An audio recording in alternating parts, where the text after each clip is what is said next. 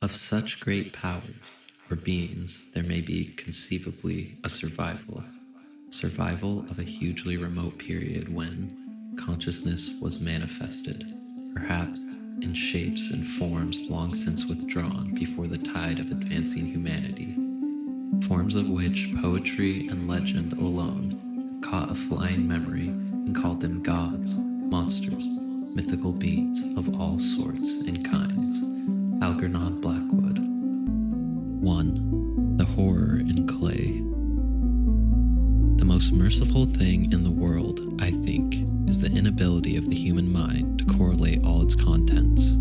We live on a placid island of ignorance in the midst of black seas of infinity, and it was not meant that we should voyage far. The sciences, each straining in its own direction, have hitherto harmed us little, but someday the piecing together of dissociated knowledge will open up such terrifying vistas of reality and of our frightful position therein that we shall either go mad from the revelation or flee from the deadly light into the peace and safety of a new dark age. Theosophists have guessed at the awesome grandeur of the cosmic cycle, wherein our world and human race form transient incidents. They have hinted at strange survivals in terms which would freeze the blood if not masked by bland optimism. But it is not from them that there came the single glimpse of forbidden eons, which chills me when I think of it and maddens me when I dream of it.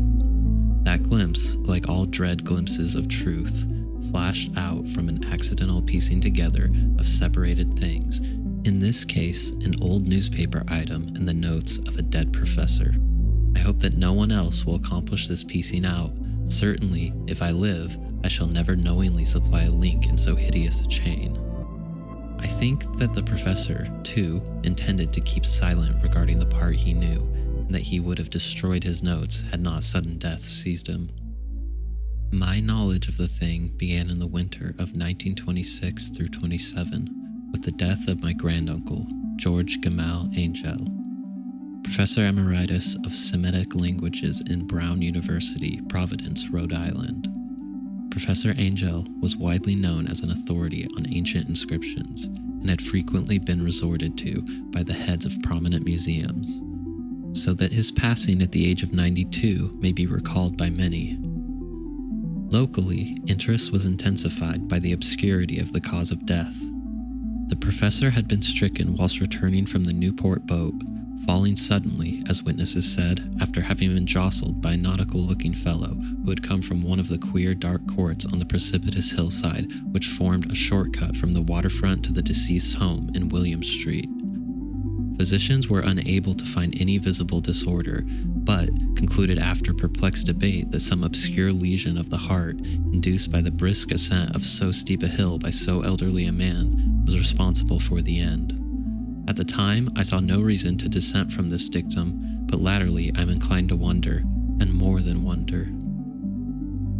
As my granduncle's heir and executor, for he died a childless widower, I was expected to go over his papers with some thoroughness, and for that purpose moved his entire set of files and boxes to my quarters in Boston. Much of the material which I correlated will be later published by the American Archaeological Society. But there was one box which I found exceedingly puzzling, and which I felt much averse from showing to other eyes. It had been locked, and I did not find the key till it occurred to me to examine the personal ring which the professor carried always in his pocket. Then, indeed, I succeeded in opening it. But when I did, so seemed only to be confronted by a greater and more closely locked barrier. For what could be the meaning of the queer clay bas-relief and the disjointed jottings, ramblings, and cuttings which I found? Had my uncle, in his latter years, become credulous of the most superficial impostures? I resolved to search out the eccentric sculptor responsible for this apparent disturbance of an old man's peace of mind. The bas-relief was a rough rectangle less than an inch thick and about 5 by 6 inches in area, obviously of modern origin. Its designs, however, were far from modern in atmosphere and suggestion, for although the vagaries of cubism and futurism are many and wild, they do not often reproduce that cryptic regularity which lurks in prehistoric writing. and writing of some kind the bulk of these designs seems certainly to be, though my memory, despite much familiarity with the papers and collections of my uncle, failed in any way to identify this particular species or even hint at its remotest affiliations. Above these apparent hieroglyphics was a figure of evidently pictorial intent, though its impressionistic execution forbade a very clear idea of its nature. It seemed to be a sort of monster or symbol representing a monster of a form which only a diseased fancy could conceive. If I say that my somewhat extravagant imagination yielded simultaneous pictures of an octopus, a dragon, and a human caricature, I shall not be unfaithful to the spirit of the thing. A pulpy, tentacled head surmounted a grotesque and scaly body with rudimentary wings, but it was the general outline of the whole which made it most shockingly frightful. Behind the figure was a vague suggestion of a cyclopean architectural background. The writing accompanying this oddity was, aside from a stack of press cuttings, in Professor Angel's most recent hand, and made no pretense to literary style. What seemed to be the main document was headed Cthulhu Cult, in characters painstakingly printed to avoid the erroneous reading of a word so unheard of. This manuscript was divided into two sections, the first of which was headed 1925, Dream and Dreamwork of H.A. Wilcox, 7 Thomas Street, Providence, Rhode Island, and the second, Narrative of Inspector John R. LeGrasse, 121 Bienville Street, New Orleans, Louisiana, at 1908 AASMTG, Notes on Same, and Professor Webb's account. The other manuscript papers were all brief notes, some of them accounts of the queer dreams of different persons, some of them citations from theosophical books and magazines, notably W. Scott Eliot's Atlantis and the Lost Lemuria, and the rest comments on long-surviving secret societies and hidden cults, with references to passages in such mythological and anthropological sourcebooks as Fraser's Golden Bough and Miss Murray's Witch Cult in Western Europe. The cuttings largely alluded to outre mental illnesses and outbreaks of group folly or mania in the spring of 1925. The first half of the principal manuscript told a very peculiar tale. It appears that on March 1st, 1925, a thin, dark young man of neurotic and excited aspect had called upon Professor Angel, bearing the singular clay bas-relief, which was then exceedingly damp and fresh. His card bore the name of Henry Anthony Wilcox, and my uncle had recognized him as the youngest son of an excellent family slightly known to him, who had latterly been studying sculpture at the Rhode Island School of Design and living alone at the Fleur de Lis building near that institution. Wilcox was a precocious youth of known genius but great eccentricity, and had from childhood excited attention through the strange stories and odd dreams he was in the habit of relating. He called himself psychically hypersensitive, but the staid folk of the ancient commercial city dismissed him as merely queer. Never mingling much with his kind, he had dropped gradually from social visibility and was now known only to a small group of aesthetes from other towns. Even the Providence Art Club, anxious to preserve its conservatism, had found him quite hopeless.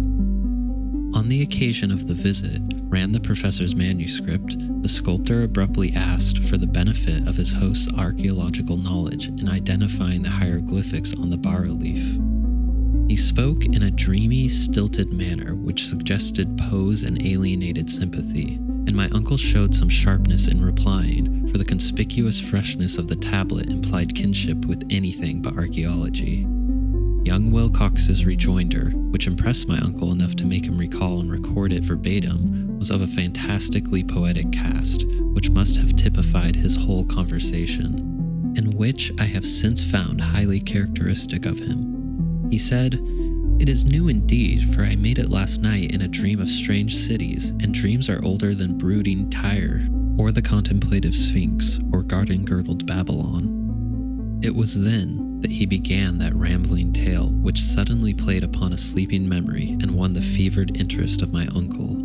There had been a slight earthquake tremor the night before, the most considerable felt in New England for some years, and Wilcox's imagination had been keenly affected.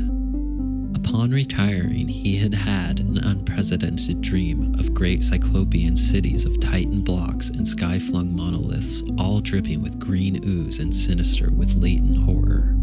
Hieroglyphics had covered the walls and pillars, and from some undetermined point below had come a voice that was not a voice, a chaotic sensation which only fancy could transmute into sound, but which he attempted to render by the almost unpronounceable jumble of letters. Cthulhu Fatan.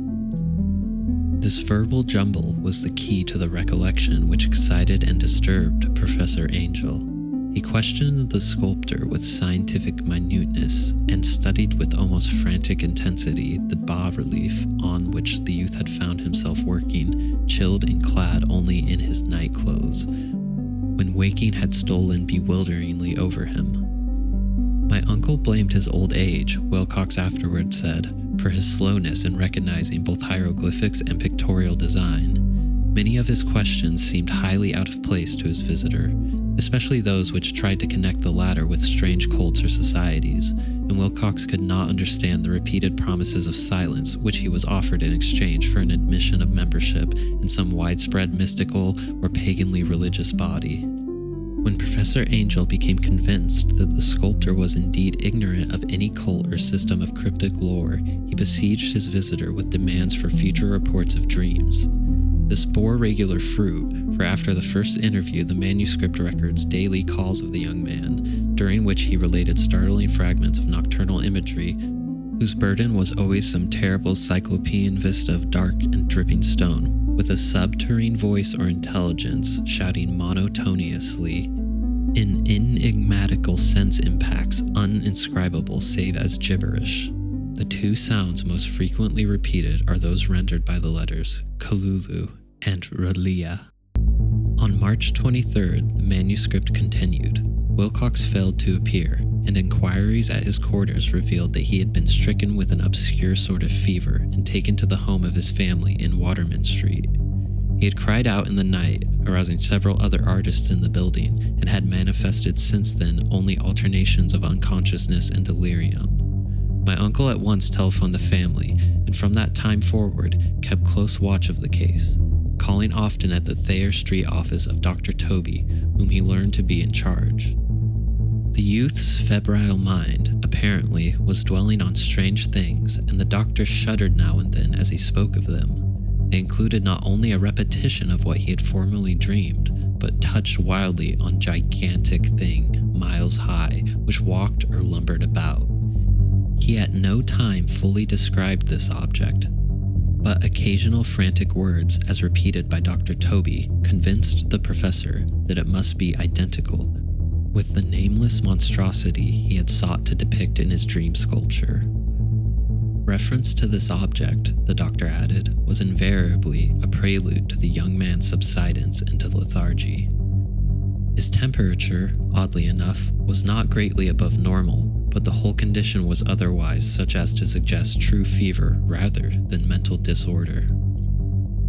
On April 2nd at about 3 p.m., every trace of Wilcox's malady suddenly ceased. He sat upright in bed, astonished to find himself at home and completely ignorant of what had happened in dream or reality since the night of March 22nd. Pronounced well by his physician, he returned to his quarters in 3 days, but to Professor Angel he was of no further assistance. All traces of strange dreaming had vanished with his recovery, and my uncle kept no record of his night thoughts after a week of pointless and irrelevant accounts of thoroughly usual visions. Here, the first part of the manuscript ended, but references to certain of the scattered notes gave me much material for thought, so much, in fact, that only the ingrained skepticism then forming my philosophy can account for my continued distrust of the artist. The notes in question were those descriptive of the dreams of various persons covering the same period as that in which young Wilcox had had his strange visitations. My uncle, it seems, had quickly instituted a prodigiously far-flung body of inquiries amongst nearly all the friends whom he could question without impertinence, asking for nightly reports of their dreams and the dates of any notable visions for some time past.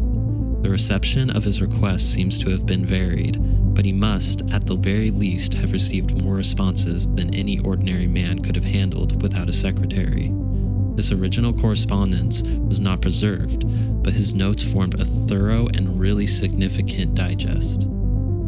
Average people in society and business, New England's traditional salt of the earth, gave an almost completely negative result, though scattered cases of uneasy but formless nocturnal impressions appear here and there always between March 23rd and April 2nd, the period of young Wilcox's delirium. Scientific men were little more affected, though 4 cases of vague description suggest fugitive glimpses of strange landscapes, and in 1 case there is mentioned a dread of something abnormal. It was from the artists and poets that the pertinent answers came, and I know that panic would have broken loose had they been able to compare notes. As it was lacking their original letters, I half suspected the compiler of having asked leading questions or of having edited the correspondence in corroboration of what he had latently resolved to see. That is why I continued to feel that Wilcox, somehow cognizant of the old data which my uncle had possessed, had been imposing on the veteran scientist. These responses from aesthetes told a disturbing tale. From February 28th to April 2nd, a large proportion of them had dreamed very bizarre things, the intensity of the dreams being immeasurably the stronger during the period of the sculptor's delirium. Over 1/4 of those who reported anything reported scenes and half-sounds not unlike those which Wilcox had described, and some of the dreamers confessed acute fear of the gigantic nameless thing visible toward the last. One case, which the note describes with emphasis, was very sad. The subject, a widely known architect with leanings toward theosophy and occultism, went violently insane on the date of young Wilcox's seizure and expired several months later after incessant screamings to be saved from some escaped denizen of hell. Had my uncle referred to these cases by name instead of merely by number, I should have attempted some corroboration and personal investigation, but as it was, I succeeded in tracing down only a few. All of these, however, bore out the notes in full. I have often wondered if all the objects of the professor's questioning felt as puzzled as did this fraction. It is well that no explanation shall ever reach them. The press cuttings, as I have intimated, touched on cases of panic, mania, and eccentricity during the given period. Professor Angel must have employed a cutting bureau, for the number of extracts was tremendous, and the sources scattered throughout the globe.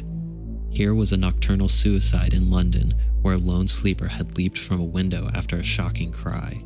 Here, likewise, a rambling letter to the editor of a paper in South America, where a fanatic deduces a dire future from visions he has seen. A dispatch from California describes a theosophist colony as donning white robes en masse for some glorious fulfillment which never arrives, whilst items from India speak guardedly of serious native unrest toward the end of March. Voodoo orgies multiply in Haiti, and African outposts report ominous mutterings. American officers in the Philippines find certain tribes bothersome about this time, and New York policemen are mobbed by hysterical Levantines on the night of March 22nd through 23rd. The west of Ireland, too, is full of wild rumor and legendry, and a fantastic painter named Ardos Benoit hangs a blasphemous dream landscape in the Paris Spring Salon of 1926. And so numerous are the recorded troubles in insane asylums that only a miracle can have stopped the medical fraternity from noting strange parallelisms and drawing mystified conclusions. A weird bunch of cuttings, all told, and I can at this date scarcely envisage the callous rationalism with which I set them aside, but I was then convinced that young Wilcox had known of the older matters mentioned by the professor.